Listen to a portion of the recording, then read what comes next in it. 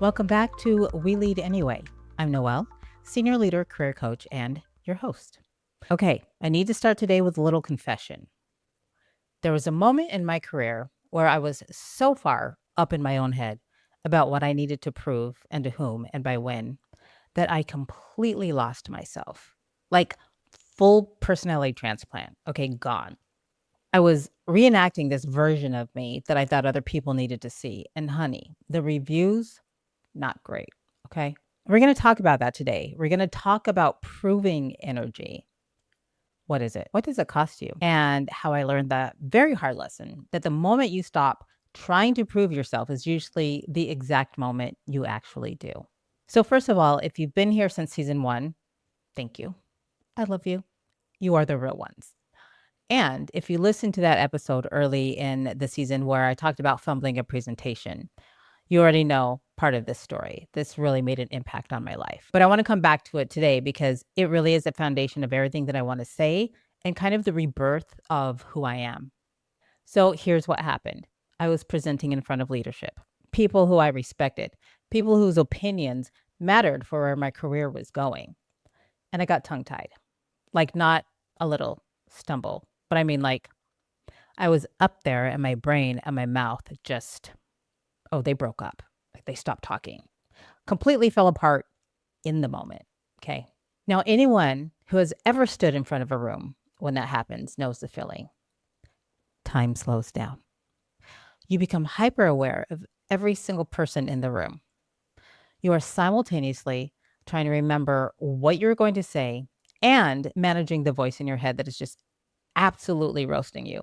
Okay. It's a special kind of torture. But I recovered. I finished the presentation.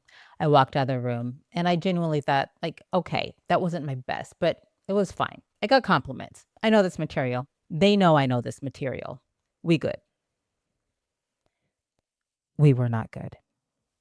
What I found out later was that my leader at that time used that presentation as evidence that I wasn't ready for the next step. One moment of getting tongue tied, and I suddenly was being written off. The feedback didn't come as a conversation. It came as this door that I just saw quietly closing. And I didn't even know it was happening until I was already standing on the wrong side of it. And I wanted to sit with that for a second because I think this happens more than people talk about. You don't always get a meeting. You don't always get a performance improvement plan or a warning. Sometimes people just decide something about you, and that decision, it starts showing up in what you don't get invited to, what you don't get considered for, what just stops coming your way. Okay. Now, here's what I'm going to say as a leader, as a colleague, as a human.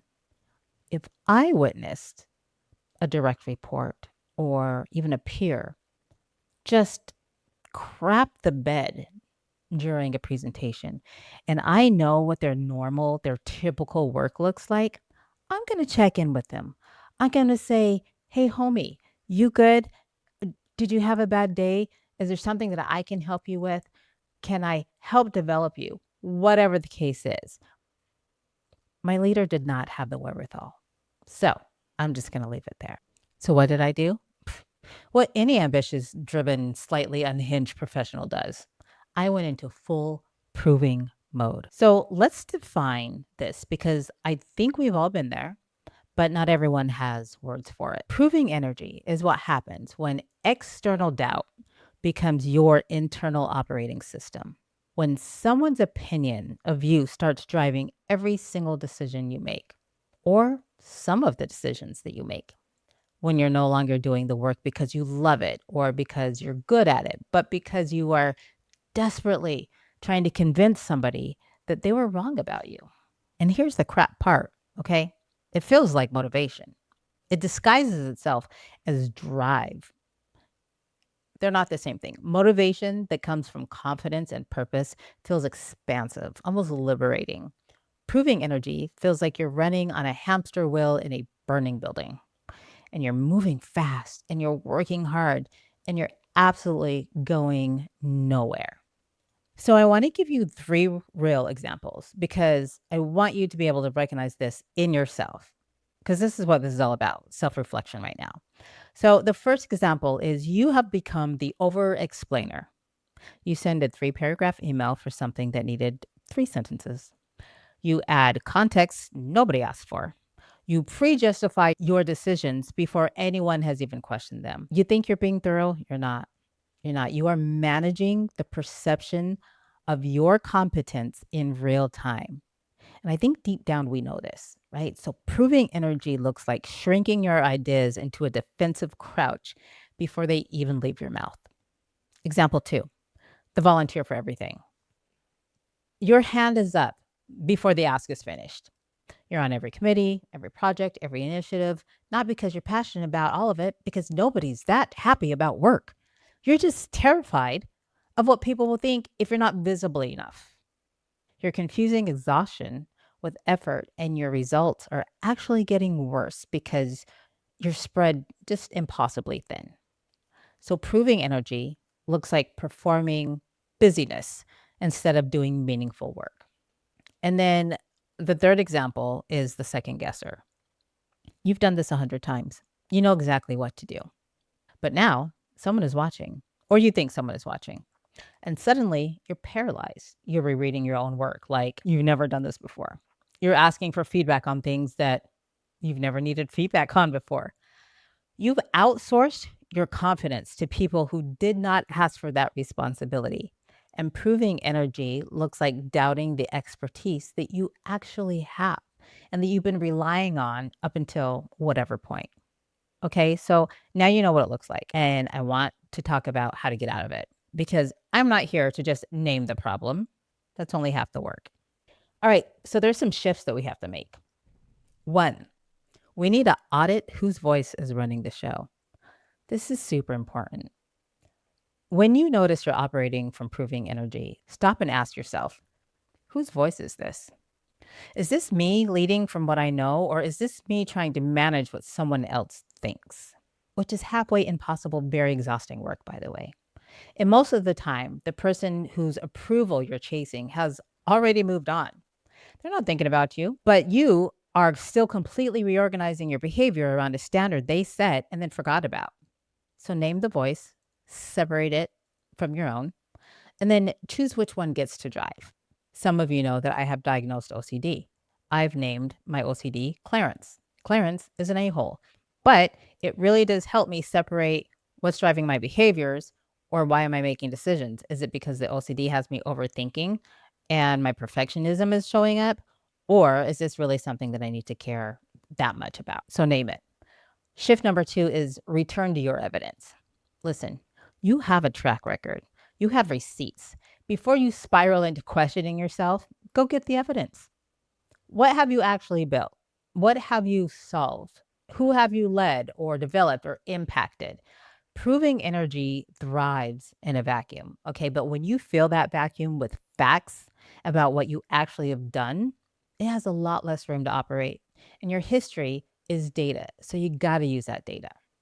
And then the last thing that we'll go over today is do one thing from your real self. So, what do I mean by that? Well, you don't have to overhaul everything at once. Just do one thing today the way you would have done it before doubt crept in, before you thought someone was paying attention to you, before you got that feedback that you didn't quite understand, but you really, really, really, really want to get better on. Okay. So, send the shorter email, say the direct thing without the disclaimer. Make the decision that you already know is right without asking for 3 rounds of validation. One action from your grounded, confident self is a data point that your nervous system can hold on to. And then you do it again tomorrow. That is how you rebuild. So, I want to tell you what happened after I left that environment. And I want to be very clear about the timeline here because it matters. So, first, I left by choice. I made the decision that the place I was in was not a place that could hold who I actually was. And I walked away. Good.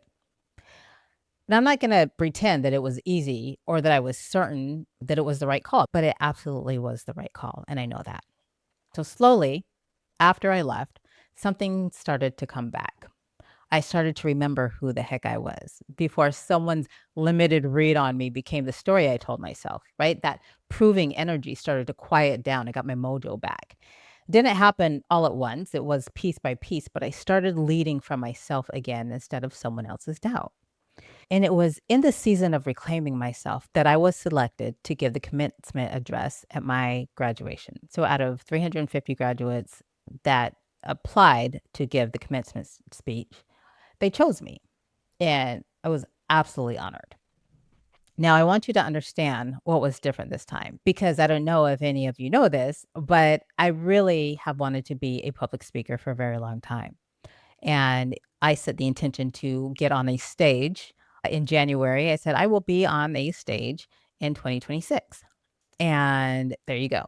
I was selected to give the commencement address. I was shook because I thought, okay, well, the last time I was in front of a group of people, this is what happened. All right. So I want you to understand what was different this time. I was not in proving mode anymore. I was not trying to manage how I came across or crafting myself into something I thought they needed. I was just me, the version of me that had done the work, that could draw from my experience. I told my authentic story, and I had done the work to come back home to myself. And that speech came from a completely different place, more different than anything I had produced during those months of proving energy, right? I spoke from what I believe. I used my real voice, the one that gets a little too passionate sometimes, the one that's sarcastic or makes jokes, the one that doesn't always have a perfect landing, but is always, always honest. And it connected. And people came up to me afterwards and they told me that I inspired them. I got a standing ovation. They told me that it hit different, that it was exactly what they needed to hear. I have people reaching out to me on LinkedIn still. And I stood there thinking, this, this is what was missing. Not more preparation, not a better performance, just me, just operating from a place of who I am, what I know, and what I carry. And the graduation speech did not happen in spite of everything I went through. It happened because I did the work to come out the other side as myself. And here's what I want you to take from this. And I want to say it plainly so there's no way to misread it because this is so important. It really knocked me off of my game for months.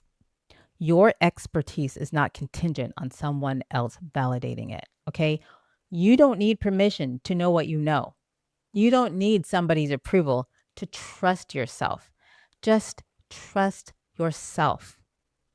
When someone makes a sweeping decision about your readiness based on one moment, one stumble, one bad day, they are not giving you data about your capability.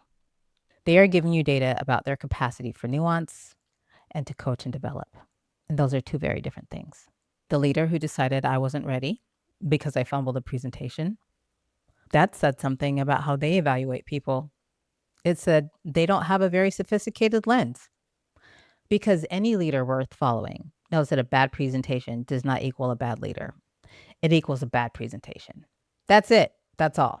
But I let that one person's limited read on me reshape how I showed up, how I felt about myself, how I then performed in subsequent interviews. And you know what? That's on me. That's on me because I handed them the keys to my confidence and they drove that thing into the wall. I said I was going to stop cursing so much. So the graduation speech taught me that when I operate from a place of I know who I am and what I bring to the table, I'm undeniable. Not perfect, not untouchable, but undeniable because there's no version of me or you that is more compelling than the real one. You are undeniable. And when you operate from proving energy, when you let someone else's doubt become the fuel, you become a worse version of yourself every single time. So the work is this, and it's actually work. I'm not going to pretend it's simple. It took me months. When you feel proving energy start to creep in, you have to ask yourself, whose voice is driving right now? Is this me leading from what I know? Or is this me performing for an audience that may not even be paying attention anymore? Because half the time, the person who planted the doubt has already moved on. Set it and forget it, okay? They're not thinking about you. You're still out here rearranging your entire personality trying to prove something to someone who forgot that they ever questioned you. They have moved on. Just think about that for a second. So I want to close with this. You were selected, maybe not out of 350 people for a speech, but you were selected, chosen, hired, promoted, trusted with something at some point in your life. Someone saw something in you and decided, that's the one right there. That's the one. And that person was right. And when the self doubt comes, and it will come, when someone makes you feel like you have to earn back ground you never actually lost, I want you to remember that you already have a track record. You have evidence. You're not starting from zero. You kidding me? Just because somebody decided to see you that way or to give their ill advice or opinion? No. You get to decide who you're leading from. Prove it energy or power energy. And I promise you, the people in that room can tell the difference. So I recommend you come back to yourself every time. That is where good work lives. And that's where your sanity will stay. All right, that's today's show. If you have a topic you'd like me to discuss, email me at noelleleadsanyway@gmail.com. And if you're interested in personal or professional coaching or development, please visit leadwithnoelle.com. And until then, go take up space.